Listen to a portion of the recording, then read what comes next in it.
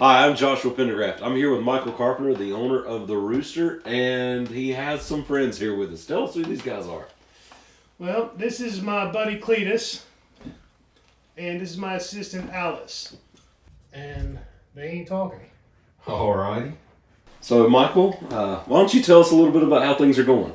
I do have some fun updates to announce. Before we get into it, I want to send a personal thank you to all of those who donated to our Indiegogo campaign. We finally have hats, we finally have shirts, and they will be ready to ship by the end of this week. So those of you that were generous enough to make a donation, be looking for your apparel in the mail very soon. And your tickets will still be at the door when we finally open. Outside of that, I've been working really hard to get everything in line, to get approval so that we can do what we want to do inside. Some of you may or may not have seen the videos we've posted recently with our demo. We finally demoed the inside of the building. We've got a nice clean slate to work with, and that's all great, but that also means we still have a whole lot more work to do. And by the way, with the shirts and hats, I did make sure we had a few extras. If you are interested in purchasing a shirt or a hat, they're $25 a piece. Just reach out to me through our social media or through our website, and I'll give you the details on how to get your hands on a shirt or a hat. You seem to have a reason for these videos. Can you talk to us a little bit about that? I had this idea to put together a web series. I'm very interested in how businesses come to be and all of the behind the scenes stuff. I thought it'd be really, really cool to share this experience with people, all the ups and downs, highs and lows. But really the purpose was to generate more interest in what we're doing, to take people along this ride and show, like, behind the scenes, this is what has to be done. You know, to open a place like this, to do what we're trying to do, it's not just as simple as, hey, I'm going to buy this building and we're going to build a bar. You know, there's all these unforeseen obstacles that are in your way. There's all these people's hands trying to get in your pocket, and there's all these powers that be telling you no when you know better. And yeah, so I thought it would be fun to share that experience. I'm the type of person that I'm interested in this kind of thing, so I thought others might be as well. I think it would be great to create a podcast, a Rooster podcast, and not just give performers an opportunity to play on the stage, but give them also a voice to connect with the community. So let's say, you know, we book a band to play Friday night. Maybe we can get them in there early in the day and record a 20-minute podcast and give the people in this community a little bit more of a bond with the people they're watching perform. Mm-hmm. I think that's a super cool idea. The challenge for that is I don't know anything about broadcasting, so I'm going to have to find somebody that can set that up for us. But I think it'd be really cool. It's just another layer to this onion that we're building of the Rooster. So what type of feedback are you getting from the community? Most of the feedback I've gotten has been very positive. People are very supportive. People are really into the idea. And a lot of people want to come play. A lot of people want to come watch people play. So it's been very positive, which is encouraging to me. It makes me feel a little bit better about this decision. Good. So what are some of the most common questions that people are asking of you? F.A.Qs. I'm so glad you asked, because I get asked the same handful of questions constantly. Number one, when are we going to open? And I really wish I had an answer for you. I really wish I could say 100% we're going to open this time. Right now, I'm shooting for spring of 2020.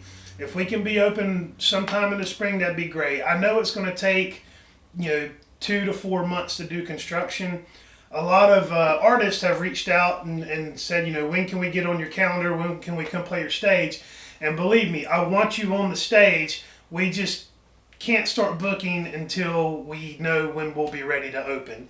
As far as spectators go, a lot of people are asking what kind of music are we going to book? What kind of entertainment are we going to have? So, I'm sure that most of our bookings will be, rock and roll, country music, but I'm really looking forward to those rare opportunities to get a real tight jazz band on our stage, or a bluegrass band on. I love bluegrass music live. It's some of the most fun live music that you can watch. Also, outside of music, I'd like to get some comedy in there. So hopefully we can find some local, regional stand-ups that would like to come do a show.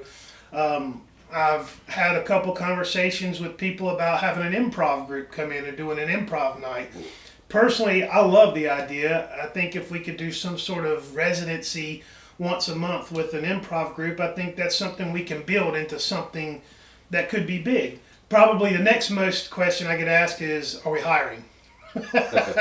You need a bartender. And I have someone in mind to run my bar. And I have a lot of faith in this person's ability to run the bar. We will bring in some part-time people. We will need security people, a door person. But, truth be told, we don't need a whole lot of employees, but we will need a few. And believe me, if you're following us on social media, if you're paying attention to what we're doing, you'll know when we need help. We'll be putting the word out there. Have you ran into any challenges during this project, and did you see any of them coming? Boy, have. Yeah, absolutely. Just like with anything you try to do, there's going to be unforeseen issues. The biggest issue that personally I'm having is the amount of time it's taking to get this done. And, just the process of buying the building took a couple of months longer than we expected. And now that we have the building, we got the demo done, there's these challenges to get the financing right that, I didn't think would be that hard. It's funny, you work hard, you do well, then when you really need some help from the bank, they're not as helpful as they like to say. Especially the neighborhood banks, the local neighborhood banks who talk about how they're so tied into the community. Well, a lot of that has to do with what your last name is. So now there is a grant out there that we'll take advantage of that will be a huge help to us. But it does feel like I'm fighting an uphill battle in a lot of things, but that's nothing new for me. That's kind of been the story of my life. And then the last thing was... I didn't see this coming, but the city has made it clear that in order for me to do this, they're going to make me put a fire suppression system in the building. And that's an unexpected expense that's extremely expensive, and we're still trying to figure out how we're going to pull that off. So yeah, there's been some challenges, but again, nothing that I can't handle, and we totally expected to run into some roadblocks. So. Well, what are some of the goals that you have for the Rooster, and what do you hope to accomplish? The whole purpose of the Rooster is to give a stage to those with talent and that have a gift to share. We want to create a community. We want the Rooster to be like a hub. We want creative types, we want performers and artists to hang out at the Rooster and support each other. Perhaps even collaborate. We'd like to help others.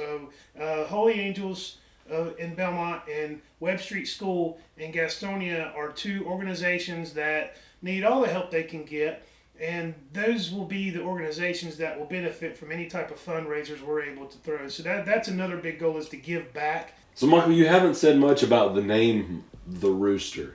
When I decided to go for this, I had no idea what I was going to call it. And my wife and I talked. I probably threw out 100 different names for this.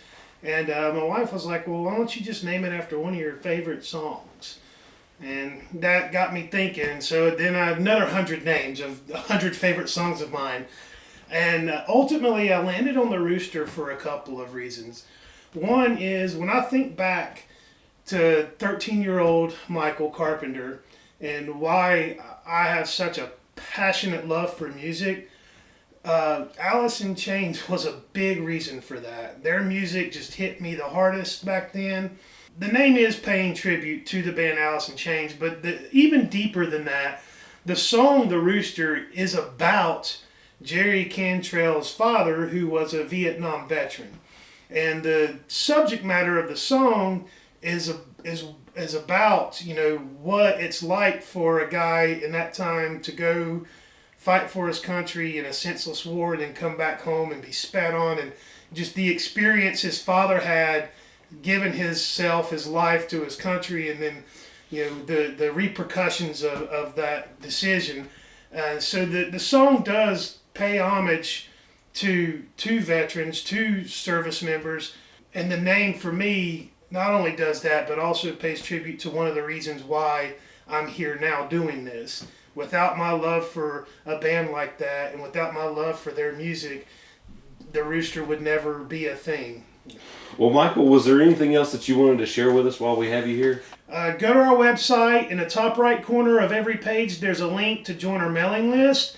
Please join our newsletter. I promise not to send you nonsense. I will only send out pertinent information, stuff you're going to want to know.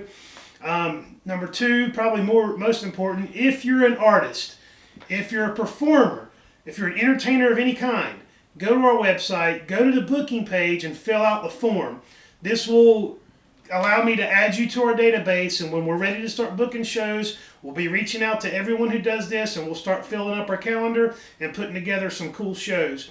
If you have other friends that are performers, entertainers, artists, singers, whatever, send them to our webpage. Tell them to fill out that booking form.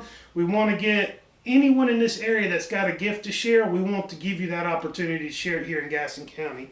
And last but definitely not least, if you're an artist, a painter, if you do graffiti, reach out to us as well through the website, because I will be looking for local artists to decorate the walls, the bar, and the stage once we start building. I've got a couple of ideas in mind for murals that I'd like inside the bar, and we want to give local artists an opportunity to sell some of their stuff, and we're more than happy to accommodate. We'll put your stuff on the wall, we'll put the price tag up on it, and we'll help you sell your art if you're interested.